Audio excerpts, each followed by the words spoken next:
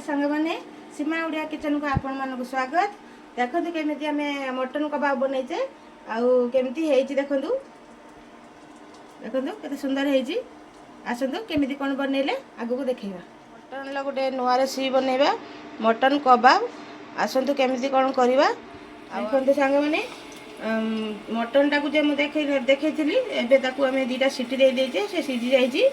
आउ टमाटो गोटे चुन चुन कर काटी आउ पियाज गोटे को चुन चुन कर काटी छेची नहीं अदा रसुण कंचा लंका ताको छेची नहीं। आसतु आधेर पानी बाहर टमाटरे आउ पियाज रे से माने पानी अंश हो गोटे कपड़ा साहाय्य एमती चुपुड़ी नेबे पियाज टाकू से पियाज छेचा है एमती चुपुड़ी नेबे।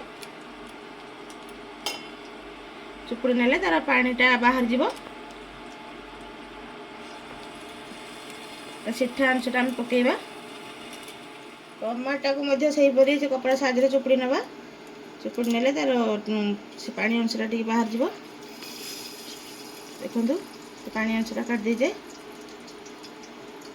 एपर चुपुड़ी नेबे जते चुन चुन पारिबे काटिया पई कारण एटा मटन कबाब होगा ना सब जिनसरा मिक्स होगा दरकार।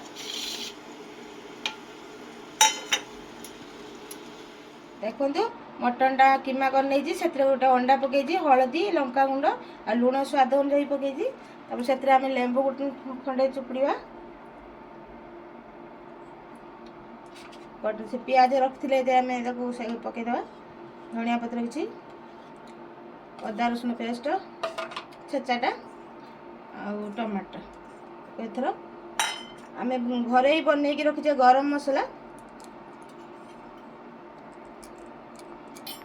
एथर आम भल भाव गोलईदे भल भाव चकटिकी गोली नहीं बेस भल भाव चकनी ने चकुटा सेपटा धर तो गोटे कंटा काठी साहाय्य लगेगा एमती